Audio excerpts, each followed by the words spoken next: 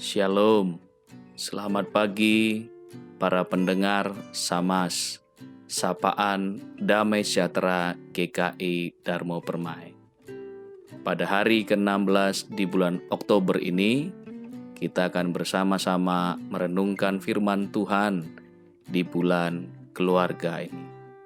Mari kita berdoa memohon hikmat Tuhan. Kami bersyukur Bapa, Tuhan memberkati kami dan memberikan kesempatan kepada kami untuk kembali merenungkan firman Tuhan. Berikan kami hikmat supaya kami juga oleh kuat kuasa Roh Kudus-Mu dimampukan melakukan firman Tuhan ini. Dalam Kristus kami berdoa. Amin. Bacaan kita pada Samas kali ini terambil dari 1 Korintus pasal 13 ayat yang keempat sampai 7 berbunyi demikian. Kasih itu sabar, kasih itu murah hati, ia tidak cemburu, ia tidak memegahkan diri dan tidak sombong. Ia tidak melakukan yang tidak sopan dan tidak mencari keuntungan diri sendiri. Ia tidak pemarah dan tidak menyimpan kesalahan orang lain.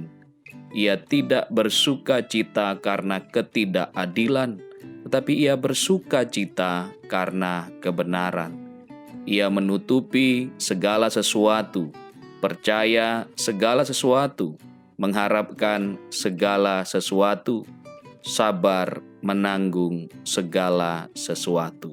Demikian firman Tuhan.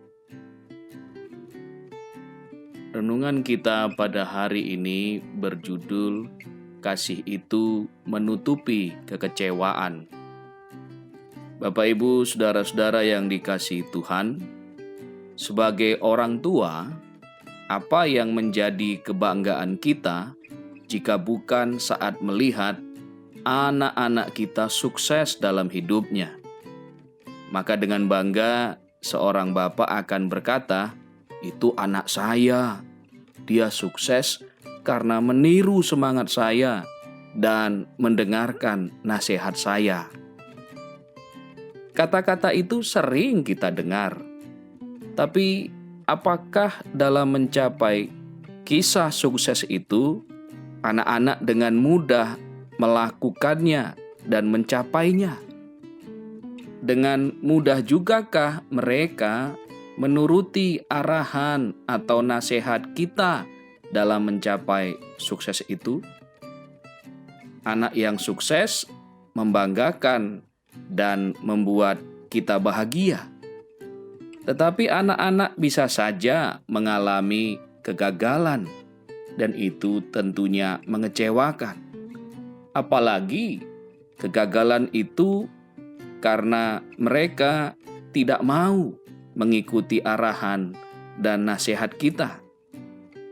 Bapak, Ibu, saudara-saudara yang dikasihi Tuhan, rasa kecewa karena apa yang diharapkan dan diperjuangkan orang tua terhadap anak-anaknya berbeda dan tak sejalan dengan kemauan anak bisa terjadi pada setiap keluarga Kristiani. Sudah sebegitu hebatnya orang tua merawat, mendidik, mengarahkan, bisa saja anak-anak justru berlaku dan menentukan arah hidupnya sendiri. Apakah dalam menghadapi hal seperti ini, orang tua akan terus memelihara rasa kecewanya, marah, dan tak lagi mengasihi anak-anaknya yang dalam tanda kutip balelo? Buah dari satu pohon kok bisa beda-beda ya rasanya? Perlakuan, perhatian, kasih sayang, nasihat sepertinya sama kita berikan kepada setiap anak-anak kita. Kok ada satu yang balelo dan agak sulit diarahkan dan sepertinya terus menguji kesabaran kita setiap hari sebagai orang tua.